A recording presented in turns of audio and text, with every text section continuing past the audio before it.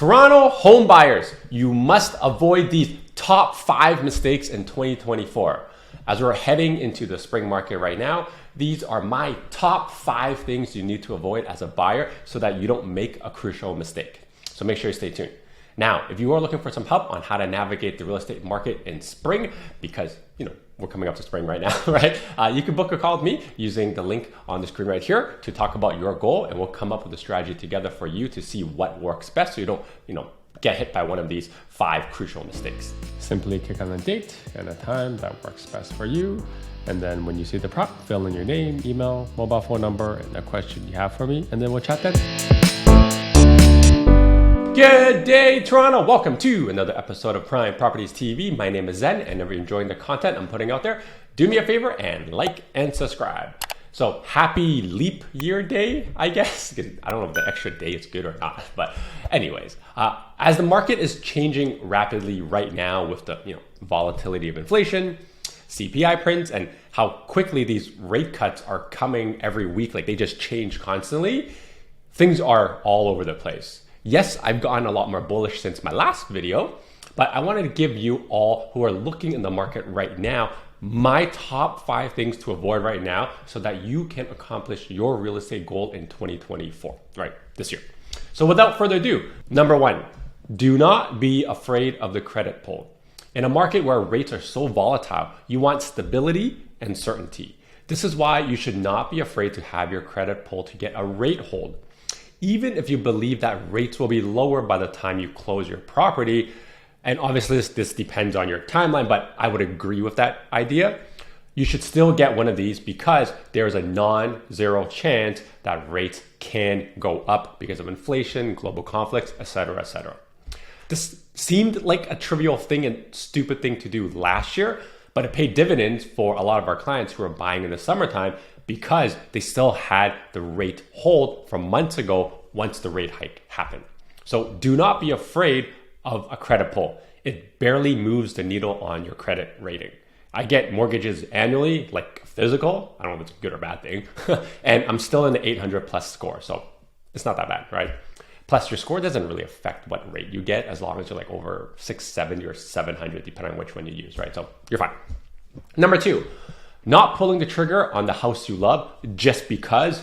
Enter reason here.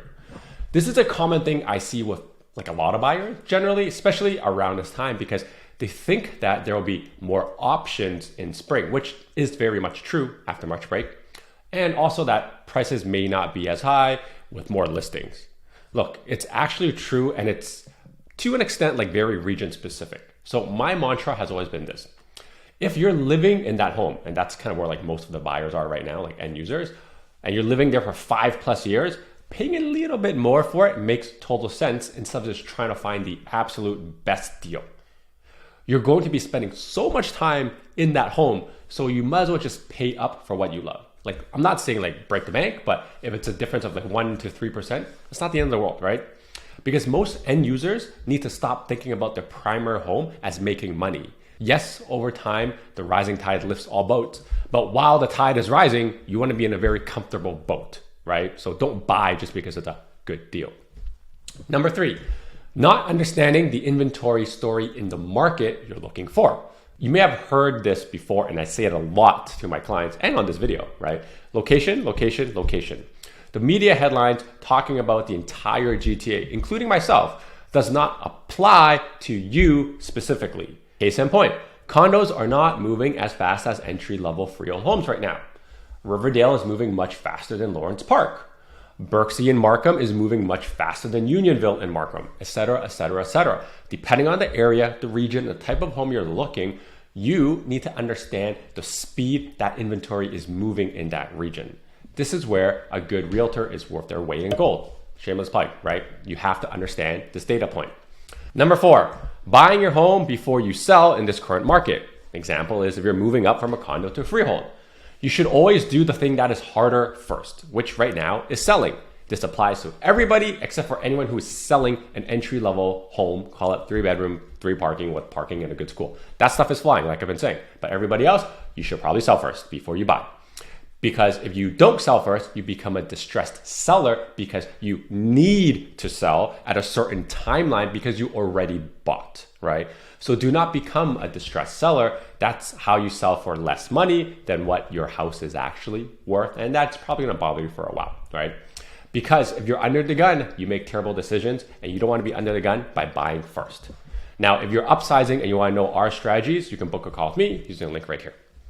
Number 5, not looking at the ugly listings. This has always been the case for most buyers in most markets, but I'm finding that a lot of properties are not well marketed right now, meaning staging is bad, photos are bad, listing copy is bad, etc., etc. The realtor didn't do a good job because there's a lot of novice realtors out there cutting their fees to list, which is perfectly fine.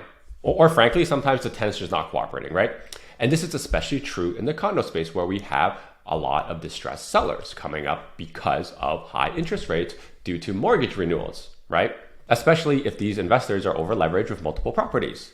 Fun fact right now, more than 50% of the condos being sold right now are by investors. Why?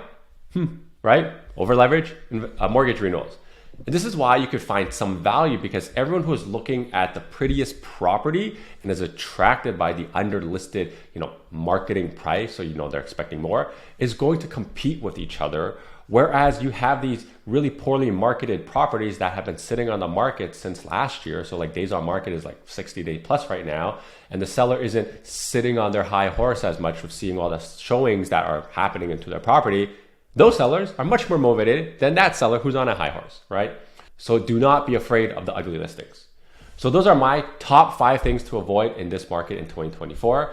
They're distilled down from common mistakes and misconceptions that I'm getting a lot from people who are reaching out to me. And I hope that they, help you on your real estate journey and achieve your real estate goals in 2024. And if you do want to work with our team at Prime Properties TL for your next move, we will custom tailor a strategy for you on what you're trying to accomplish in 2024 in real estate. So you can do so by booking a call with me using the link that's on the screen right here. It's www.chatwithzen.com. Until next time, your move, your future. See ya. Now that you're done watching this one, how about this one or this one? You know what? Just watch them both.